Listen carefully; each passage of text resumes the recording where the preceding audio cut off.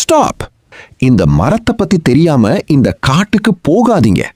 ஒரு பெரிய காடே ஒரே ஒரு மரம் தான் சொன்னா நம்புவீங்களா?